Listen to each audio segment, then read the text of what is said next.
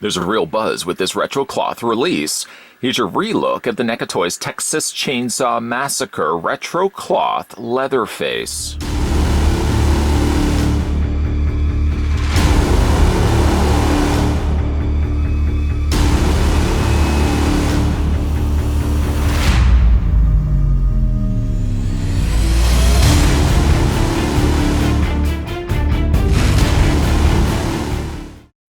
This is the second helping of the Masked Maniac. Retro cloth Leatherface comes included with apron, chainsaw, and hammer. First thing we're going to do is figure out how tall retro cloth Leatherface stands. We're also doing this review again. I said a second helping after all, because a viewer had asked me if I would consider going back and having a look at a lot of the retro cloth figures. More than happy to oblige and appease the members of the mob. According to the tape measure, though, and the readout on the front of the screen, you're looking at the figure standing 8.2 inches in height. That's not bad at all. And you're looking at Leatherface, the retro cloth version of Leatherface, standing 20.9 centimeters tall. That's just almost 21 centimeters tall. Certainly, by all means, if you guys are interested in seeing something re-reviewed on this channel, you can let me know. And if I still have the figure, I'm more than happy, like I said, to oblige. Let's have a look at the accessories that come included with one retro cloth Leatherface. Of course, he's going to have to come with his signature chainsaw done in yellow here. Can't help but also notice a splashing of raspberry jam. Hi, that's not raspberry jam. No, it's not. It's blood. It's somebody's blood. The blood, at least, isn't consistent with the exact same pattern on both sides. As you can see, the one side has mild splatterings. The other side has dollopings of blood. The chainsaw is decent enough, and like I said, it looks like it does from the film. Rather problematic, though, I have to admit, actually getting it into his hand. We can talk about that right now. Obviously, you could say to yourself, well, if he had gripping claw hands like lobsters, you could simply just put the handle into his hand. Well, unfortunately, it doesn't work that way. That, in a perfect world, would be the case. But in this world, unfortunately, Leatherface has been given grips. Just circle hands.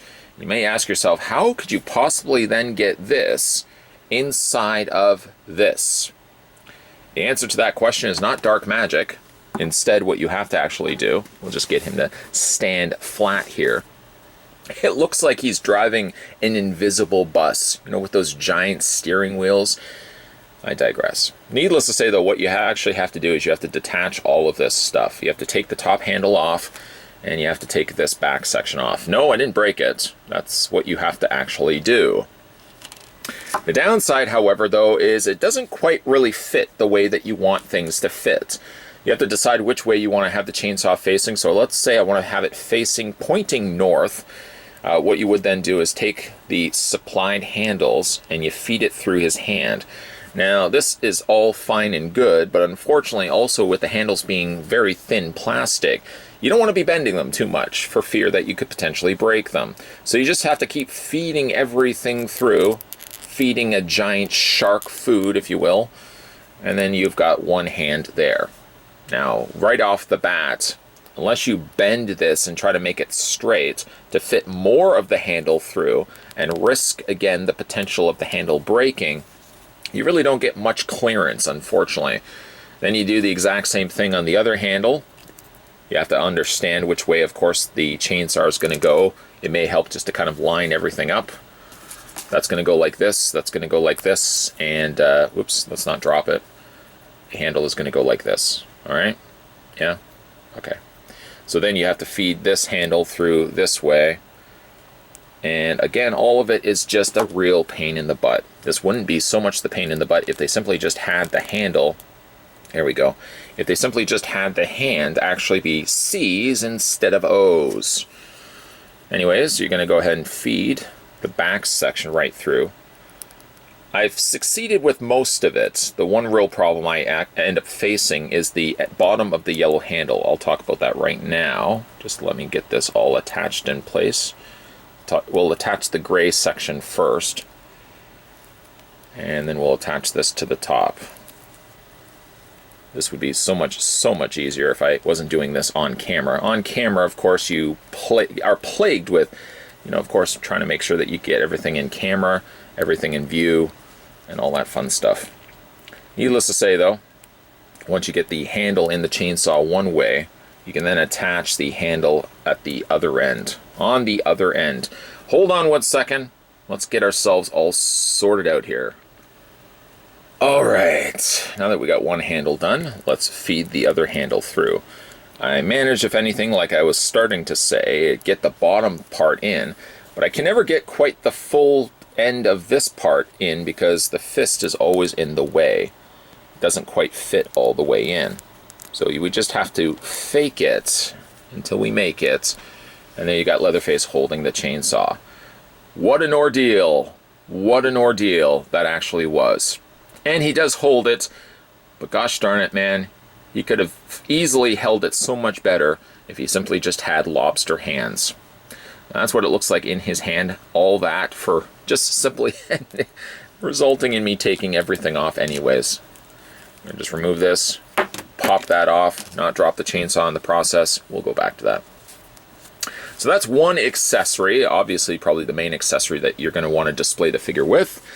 If you're somebody that just enjoys hammering things like people's heads, then of course you can give Texas Chainsaw Massacre's Leatherface a really cool looking hammer.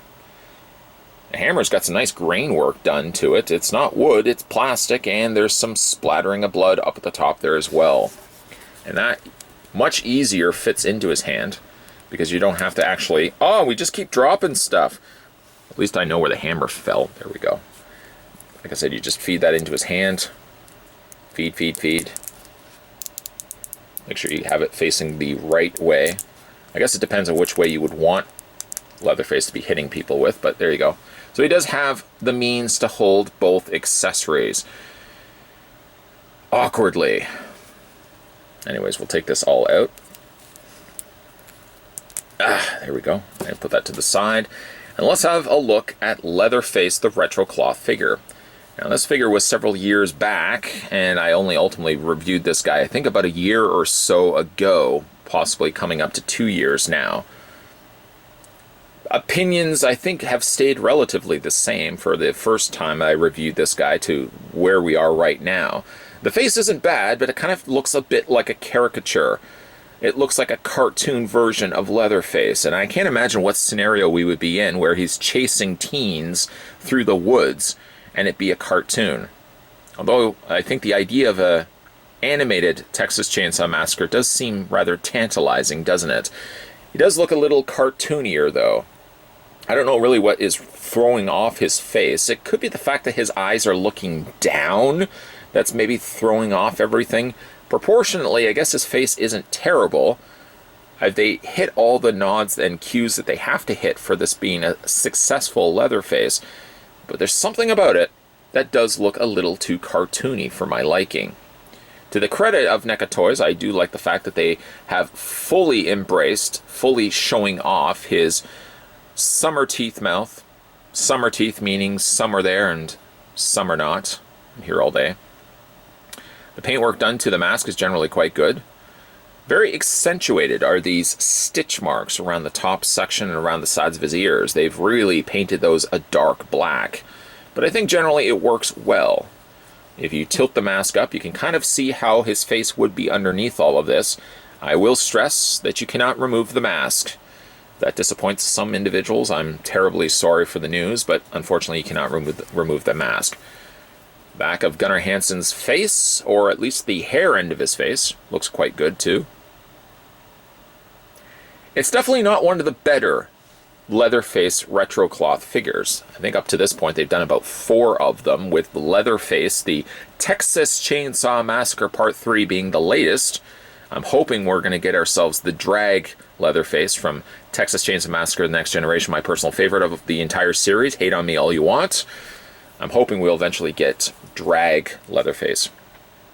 As for the rest of his outfit, no drag happening here. Leatherface is sporting a striped shirt, which you can see has some much additional padding that's been added underneath all of that. Leatherface normally isn't this muscular, so of course they have to add a whole lot of extra beef just to fill him out a bit. So really when you do pick up this figure for yourself, you'll feel like there's a whole lot of pillowy paddedness underneath all of this. Of course, over top of the striped shirt, he's got his apron with some good sufficient amounts of splattering. The shape of the splatters almost looks like he's burnt himself with an iron. Those are all looking like the hot iron print shapes. You know, when you leave an iron down on something for too long, it doesn't really work nowadays because irons are kind of a little bit differently made. Back in the day, I think a lot of series would have somebody ironing something, and then they have to go do something, and then they come back, and there's a burnt iron mark on their shirt. It generally is a guy that's running, getting ready in the morning. He's hurrying, maybe he's looking after the kids, and he's left an iron print on his shirt. I'm playing out a lot of the scenarios that happened in late 90s or late 70s, early 80s TV movies and stuff like that. As for his tie, it's classic Leatherface. It's an interesting shape. It almost kind of looks like a very thin, like little thin wing of like a Pegasus horse. How's that for comparison? The tie at least looks like it's been tied all the way around via the elastic band that's going around his neck. At least they've gone this route and not simply just added a dollop of glue, which I think a lot of the Leatherface later on ended up going that direction. I kind of prefer this route because at least it looks like it's a tied up tie. Short sleeves sort of expose the shortcomings of this particular figure. As you can see, not only is Leatherface sporting quite a series of guns. I hope you got the tickets for the gun show. But also the coloring is a different color than his hands. The hands really, they should have painted all of this to be a continuation of his hands, because it kind of looks like he's wearing skin gloves, which I guess for Leatherface isn't that far from the truth. But it really does look jarring when you see the coloring of just regular plastic, and then you see the coloring that they painted the hands. It's definitely a disconnect, and disconnect in a bad way. Moving on down to his pants look almost more like denim jeans than anything else, and he's got himself a pair of cowboy boots. Lifting the leg too far up, you can kind of see where, again, the cowboy boots stop, and regular articulation for these figures start. Still, again, the figures are relegated to only hinge joints. Eventually, I hope they change their course, and NECA Toys decides to use ball joints than anything else. And then on the underside, you've got the feet, which tell you also the dates, too. That's one good thing. 2014, made in China. We're coming up to 2020, if anybody is keeping track of their calendar. So that is, 6 years ago that this figure first came out. And then just in case you need a marker, a trademark for Texas Chainsaw Massacre, that is telling us right there, it's 1974. The figure has no peg holes on the undersides of his feet. I guess the figure doesn't have too much the issue of standing, unlike some of his other retro cloth brothers. For his articulation, Leatherface's head rotates all the way around. It's a bit stubborn at times, but it does rotate if perseverance. Just keep pushing forward, and eventually you'll get there. The head root moves up and down, and you can also rock it back and forth. I kind of like the little head tilt to the side. It seems to work quite well for a character like Leatherface. The arms hinge outward to about a 90-degree angle. I guess you could go a little bit higher, but roughly about a 90-degree angle. You move the arm forward, you can move the arm back. He has a bend at the elbow. He rotates the hand all the way around, and it also serves as a hinge joint.